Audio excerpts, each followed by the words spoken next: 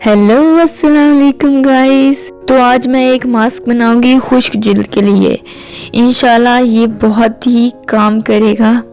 ये मास्क ना सिर्फ जिल्द की खुश्की और स्याही बल्कि जिल्द पर पड़ने वाली झुर्रियों रिंगल्स को भी ख़त्म करेगा। इस मास्क को बनाने के लिए आपको 4 चीज़ों की ज़रूरत होगी।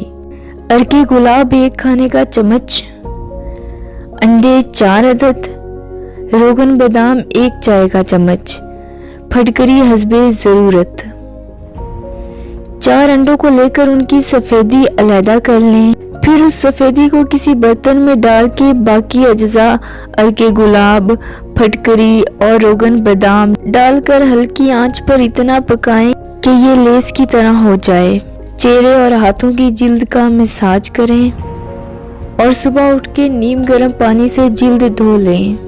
चंद दिनों के इस्तेमाल से जिल्द नरम व मुलायम और इस पर बनने वाली झुर्रियाँ ख़त्म हो जाएंगी। तो ये आप लोग ज़रूर ट्राई कीजिए, इंशाल्लाह फ़र्क आप लोगों को खुद महसूस होगा। तो इसी के साथ मुझे दीजिए इजाज़त। अगर वीडियो अच्छी लगी हो तो प्लीज़ सब्सक्राइब करिए, शेयर कीजिए, लाइक करिए।